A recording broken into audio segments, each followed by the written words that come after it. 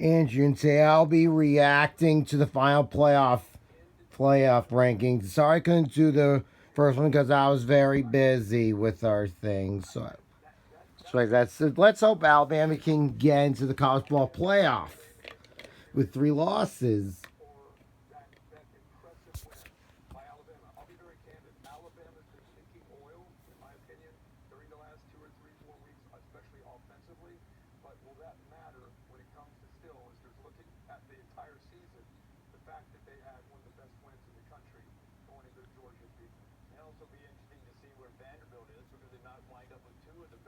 That's Nick Saban.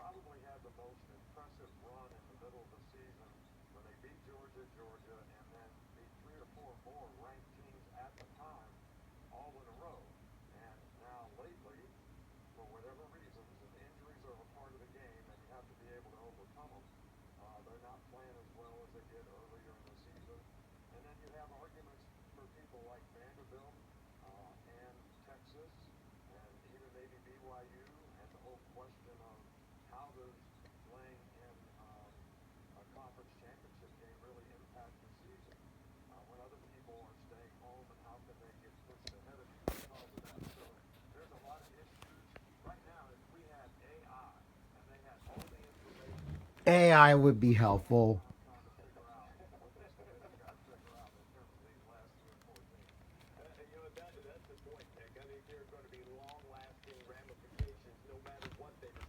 Yeah, I can't find my option rule, so I have to hire this.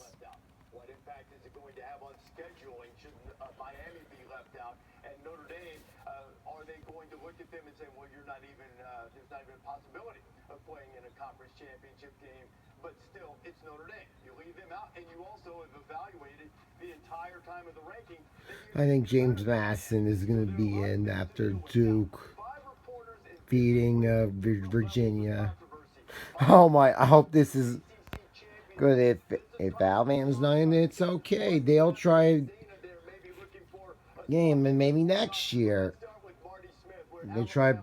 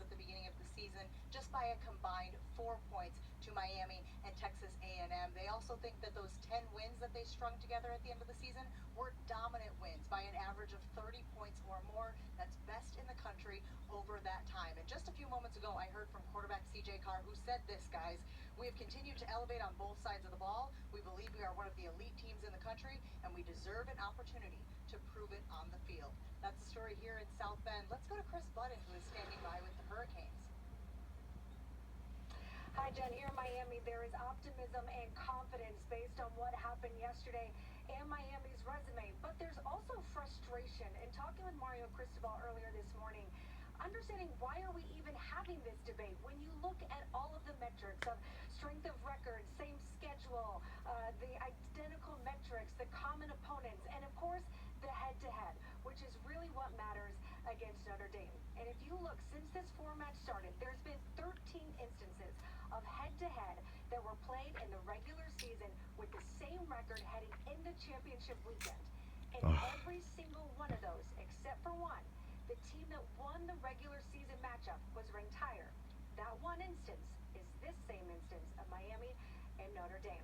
While there is uncertainty here in Miami, there is elsewhere in the ACC as well, and that's where we find Molly McGrath in Durham. Yeah, that's right, Crystal. The Blue Devils had the day off today to rest after a late-night overtime thriller in the ACC title game. But head coach Manny Diaz told his players to stay by their phones today just in case. So you're saying there's a chance. Diaz is watching the selection show at home with his family, but argued that Duke should be in over JMU because of their strength of schedule and JMU's lack of a Power 4 win. Whereas the Blue Devils just beat a top 20 team that had 1 foot in the playoffs. So I'm interested, Dana, how confident are they over there at James Madison? Well, Molly, how dare Reese to pit us against each other, but there's certainly some extra emotion from Coach Bob Chesney, who made it official yesterday that he will be the new head coach at UCLA. He did confirm if James Madison hears their name called this afternoon, he will coach his team through the playoff berth. And while no official watch party was held Saturday night ahead of the ACC championship game, star running back Wayne Knight did storm the quad on campus after Duke was announced as the ACC champion. And in this morning, Bob Chesney stating his case, Reese saying we're the best group of 5 school, and it's not even close. Dana, figuratively speaking, on that pitting you against one another, just teams. Figuratively speaking, that one-man stormed the quad. well, he stormed the end zone. Anyone can do it, even He's a really good back. All right, let's look at this. These are the selection principles for the College Football Playoff Committee. Strength of schedule, head-to-head.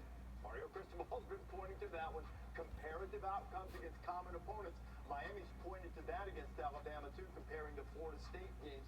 And unavailability of key players and coaches may have affected past performance or postseason performance. An interesting note there because of the calendar. Whoever lines up in the field, you're going to have at least half of the teams who will be without either their head coach or their head coach is moving on, or an offensive, defensive coordinator, or assistant head coach, associate head coach is moving on. Over half the field. In all likelihood, no matter how it comes out. In some cases, Let's see what the bracket's going to come. both coordinators are going to be on the move. Still coaching now, I get that, but you know, when you should be the most united is when you are the most distracted. Never distracted is Heather Dinich, who covers the college football playoff for us. So Heather, and I'm not trying to absolve the committee. This is the business they've chosen. They've signed up for this. This is going to be a very controversial decision, no matter what they decide. What's it been like in the committee room? It's been tense. Look, they met until 2:30 in the morning local time with most of their focus, debate, and discussion focusing on those 3 teams, Alabama, Notre Dame, and Miami. But it is important to remember the context of this season, how they've talked about them. While everyone outside the room is focusing on the head-to-head between Notre Dame and Miami, in the room this season, they've been focused on Alabama and Notre Dame. So the way Alabama played in the SEC championship game against Georgia very poorly opens the door for debate. They will certainly consider dropping Alabama, but how far? Miami needs them to drop to number 11. If that happens, Miami and Notre Dame are in, no matter what you think about the head-to-head. But they will also consider the fact that Alabama has the best strength of record, the best strength of schedule, and the best win of those 3 teams going on the road, beating Georgia, which is now the SEC champs. So they are considering all of those factors, but it also wouldn't surprise me because of the Alabama-Notre Dame angle if they flip those 2 again.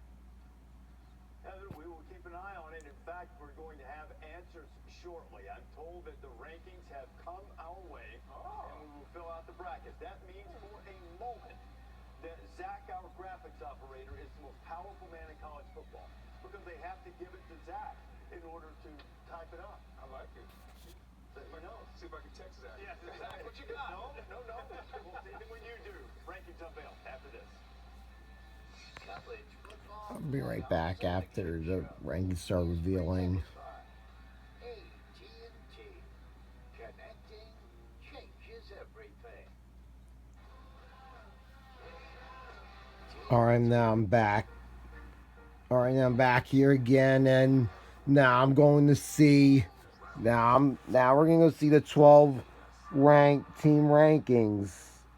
See the final rankings, and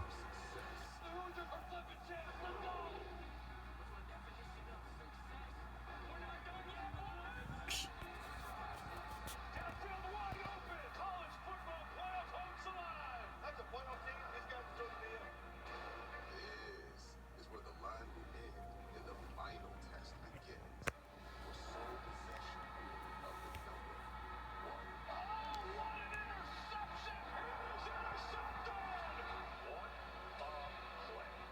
So many numbers in the world, so many teams vying for this prize. Who's counting? We are. The path starts right now with the unveiling of the 12 teams in the college football playoff. The journey goes to Miami Gardens, Florida, Hard Rock Stadium, January 19th. That is where the national championship game will be played. 12 teams in the field, the 5 highest ranked conference champions, no matter which conference they come from, and then the next 7 highest ranked teams after that will make up the 12 teams. So Zach, our graphics operator, has let's see who's gonna go in. Let's start with the number 1 team in the final college football playoff rankings. It is the Big Ten champion, Indiana Hoosiers.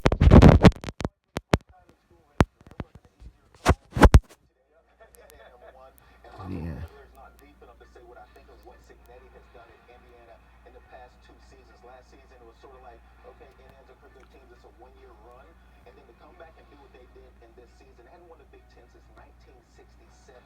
This football team is legitimate. I didn't understand how good they were on the defensive side and what they did in that game against Ohio State. Their first outright championship since 1945, just this year. Or the lens aren't good enough. Now they go into this playoff number 1, the Cignetti turnaround. With all due respect to Bill Snyder, Kansas State, the greatest turnaround in college football history. Ohio State and Indiana just so the last 2 national champions have been from the Big Ten, and 1, 2 will again be from B1G. I think Ohio State, a little bit of question, would it be So let's see who's gonna come in. at 2? Either way, I don't think you can really go wrong. Ohio State's looked dominant all season long. They did not play well offensively last night. They struggled in protection. Julian Sayin missed some throws, and they missed a chip shot field goal that would have potentially pushed that game into overtime. And the committee has looked in the past at, hey, good loss, close loss, we're not going to crush you for it. They don't in the case for the Buckeyes as well, and I think it's probably makes a lot of sense to have them at 2. Now, we've talked about this quite a bit. Remember, this is different from last year, the first year of the 12-team field, when you had the 4 highest-ranked conference champions getting the bye. Now it's just 1 through 4, no matter what conference you're from. So you have 2 Big Ten teams at the top of the bracket. At number 3, we presume will be SEC champion Georgia, and it is. The Bulldogs avenged. I prefer doing Georgia. Impressive performance in Atlanta yesterday. Without a doubt, and we came into this thing, I was talking about identity. And when it comes to identity, no one knows who they are more than the Georgia Bulldogs. They are a physical team, and they'll take you to the phone booth. And if you can't deal with them in the phone booth, you got no shot of beating them. Controlling the line of scrimmage. They held Alabama to -3 yards rushing. Hello, and you talk about Gunnar Stockton, his ability to improve throughout the season, and the defense was young early on. Let me go on my ESPN app. I don't think anybody wants to see this version of the Bulldogs. Somebody's going to, but you'll have to win a game to get there. Remember, last year Georgia got a bye. Didn't work out well for them. Notre Dame beat them in the Sugar Bowl. They'll try to run this time around. Number 4 in the final bye, meaning not getting a home game. And this is the only bad thing about Big 12 champion Texas Tech. Man, Lubbock would have been electric for a home game on campus. But the Red Raiders, Big 12 champions, their first conference championship since 1954.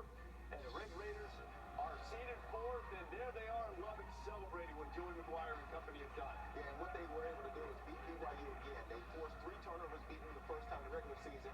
Came back and did one better, forced 4. So we make 2 brackets. Outstanding. That is a football team. We talked about their offense. Their defense is about as good as we've seen in the country. With Texas Tech, and you know what? I believe with that defense, they can make a run. I'm not going to be shocked. Especially their national champion. That's fun. Hunter, defense, and Jacob Rodriguez, best linebacker in the country. All right. Trophy finalist, if not winner.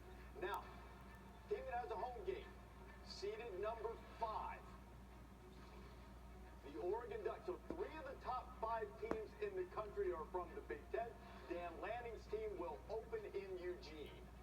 And I just love when he comes to Oregon, they know who they are. Dante Morton is playing outstanding.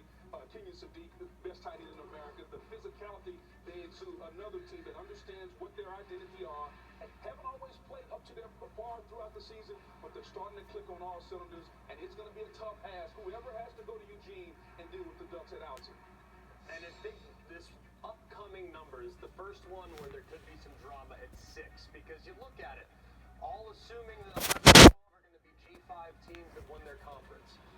6 versus 7 is potentially significant when you take into account what your first round matchup might be. So will it be Ole Miss like it was last year? Big time after the loss to Texas. Greg, that is a tremendous setup because it does it.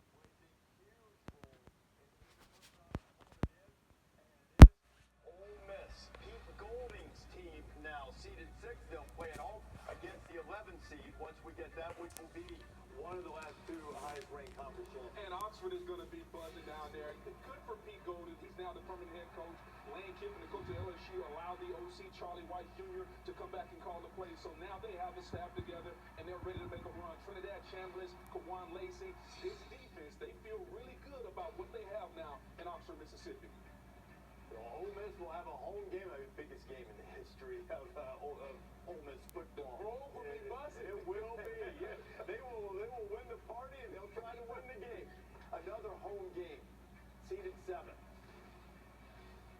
Gig'em, Mike Elko's team lost its regular season finale at Texas, kept them out of the SEC championship game.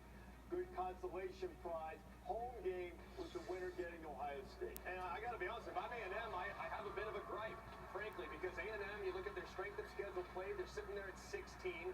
They're sitting 1 spot behind Ole Miss, whose strength of schedule resides at 41. You can say, well, the best win for Ole Miss, Oklahoma. Well, they went to Notre Dame and knocked off the Irish, who might be a top 10 team in the college football playoff team as well. So the first disagreement I have so far, but still, A&M, excellent football team. It'll be a difficult matchup for everybody.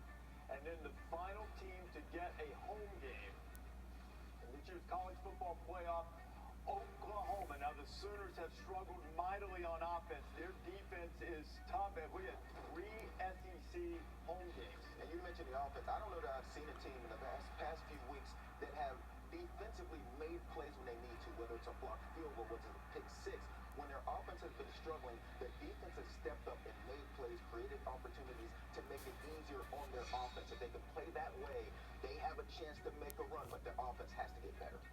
Okay, these are the teams that have the home games, and while I agree with Greg, there's a lot that you could dispute about Ole Miss and Texas A&M in the order there. This was a relatively easy mark. Okay, now, because of what we mentioned again,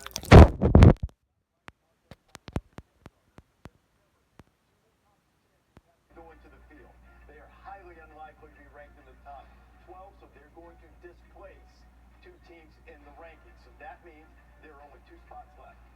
These are the contestants. Alabama, which lost in the SEC championship game, and the much ballyhooed debate between Notre Dame and Miami. So, number 9, who will go to Norman to take on... Yeah, Alabama's in the playoffs. Maybe the game that had Alabama sitting on the bubble, they'll get a chance to avenge that game. Yeah, I think when you look at this, you Alabama's in the playoffs. Yay! State being two, a team that also lost their conference championship game. They weren't overly penalized. They dropped just one spot and flipped to the team right behind them to acknowledge the head-to-head.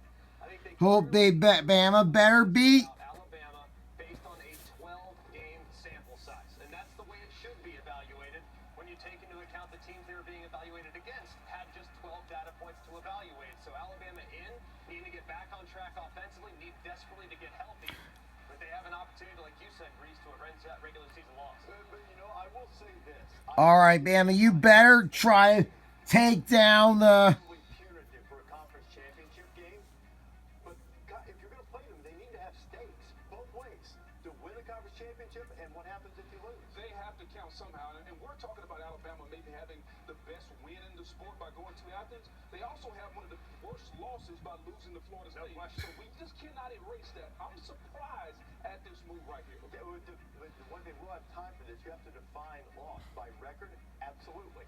If you go by power rankings, Florida State's still top 30. I'm not trying to excuse it. I'm just saying all of these things you factor in and try to define them. So now we're down. We're basically back where we started.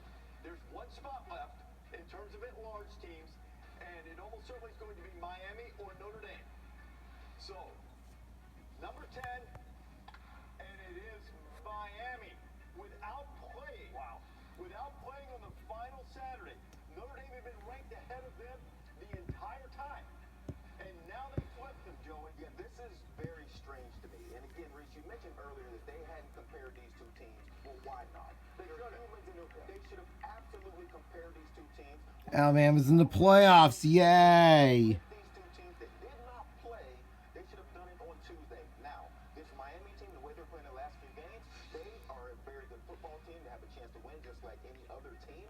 But it is strange to me that you have two teams that were sitting on the couch yesterday that somehow flipped in their rankings. I would say, just saying, now I'll let you make your point, Booger. There's not a lot of difference in terms of the entire body of work if you're looking at the analytics. Notre Dame's a little bit higher in FBI, which is a forward-looking. Who's going to be number 12? Everywhere else. So here's the thing to your point. We do this week in and week out. Yeah. It's a beauty pageant. Now that the season is done, it's a resume contest. And so it's very easy to go back and compare these two teams when it comes to the resume contest, because now the head-to-head has to come into Their effect. resume didn't change from Tuesday. I know, but everybody's resume is complete from the standpoint of Their resume was already complete. But today doesn't change their resume. It was complete when we had the ranking on Tuesday. And so if we're going to make sense of this, as we're trying to watch it play out, if you want it to make sense, then make sense. If the resume was done on Tuesday, and on Tuesday it was a better football team, and the resume has not changed a lick. Two teams were sitting on the couch. Somehow, that flipped. There was one team between them and BYU that lost. It's now moved back. Now, if they're right next to each other, we're assuming BYU's moved back. We don't know that for certain. Yeah, But great. it's true. But the way they do it, it's a larger group. They should have already been compared. I don't differ with the decision. Correct. But now nothing. I agree with Joey. Nothing's changed. Prior to But everybody's resume is now done, and at that point, I know, but the entire season is now done, and now we have to compare the head-to-head, guys, and that's what rules. And they should have gone back and watched it like I did, and like I think several others did. When you watched that game, it might have been a 3-point margin. It felt like What more. makes you think they didn't? They did. I think they absolutely did. They probably Yeah, so they probably did. Now, this is obviously the most hot button topic among these three teams, and we'll have plenty of time for that. But there are two more teams waiting. Oh, we got two more. Hey, we've got two more conference champions to get in. You have to have 5. So the fourth highest ranked conference champion, number 11, is Tulane. By the way, this just in. We've seen this before. Ole Miss won by 5 touchdowns in the regular season. They played Tulane, champion of the American, had a terrific season, but Green Wave at their watch party in New Orleans, and there they are. John Summerall, before he heads off to be the head coach of Florida, will coach his team throughout the playoff. And how about that? There's another little twist on this matchup. John Summerall is going to Florida. Pete Goins now permanent head coach, but Ole Miss without Lane Kiffin. You mentioned the 5 touchdowns. We also saw Duke in Virginia. It was a rematch last night, and Duke came out. Duke lost by 17, I think, the first time. So just because it was a blowout the first time doesn't necessarily mean it's going to be a 5 touchdown. John Summerall's a good coach. I think he'll have his team ready to play. Okay, let's go to the last spot, the team that James Madison, this one is for you, Jill Lee and Jill the Pell. And it's the ACC champion not making it is a little bit alleviated by the fact that they got a large. What a great format. Steelers are climbing, And is ranked number 9. but he will continue to coach the Dukes. And good for them too. If you watch that football team, they are a team in every possible way. Ton of respect for what they do offensively and defensively. I think Bob Chesney is a revolutionary. This guy is big time. Rankings are here. But man, he's got business to attend to because going on the road to Eugene will be a massive task. But I think that team is tough, man. They'll be tough to beat. Okay, a little bit anticlimactic, and this will probably sting. First team out, I assume, is Notre Dame. I mean, I don't think that's a huge surprise. The Irish, it has to be gut-wrenching for them after being in the field pretty firmly until last week, then sitting on the bubble and then getting bumped. Second team out is BYU. All right. No, now look next to Notre Dame. For all Notre Dame fans. But Committee D, not quite enough to make it into the field. Notre Dame is the team that is on the outside looking in. It is a team that I know Kirk Herbstreit joins us again now. Kirk, I said I know Notre Dame. If you just looked at the tape, if you just watched them play, one of the 5 best teams in college football right now. So, Kirk, let's start with you as Nick and Chris Fowler have joined us as well. What's your reaction to what you just saw? Like we talked about before they released the rankings, I think, again, it became a debate between Miami and Alabama. I think they got the nod. I think Miami and Notre Dame, I think the head-to-head that Joey's talking about, one of the things I think is interesting based on what we've always been trained is, and I know the Tuesday night show creates some drama, and it creates a lot of heartache and headache for a lot of people to understand, but they really don't feel that their rankings are true until they get all of the data in. And with BYU losing a second time convincingly, even though Miami didn't play, Notre Dame didn't play, that put BYU behind Miami. And now head-to-head matters because they're right next to each other. And even though they weren't on the field last week, it's hard to justify how could a team go by when neither team played.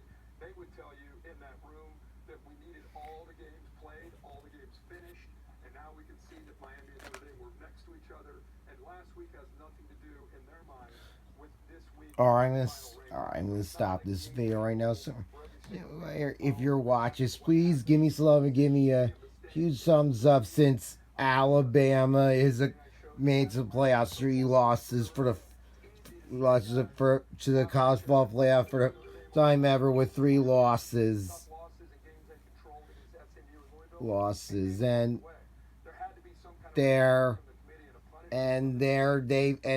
and you bet we bear for Bama to get into the playoffs. And eventually, even though they didn't play, Notre Dame did play, the committee felt with BYU's second loss to Texas Tech in convincing fashion, they should go meet Miami. And again, that's where the head-to-head mattered, and that's why they ended up flipping Miami and Notre Dame. Kirk, I'm going to talk to Hunter Yurachek about this, but in their protocol for ranking teams, So, rate, like, comment, share, and subscribe, and bye.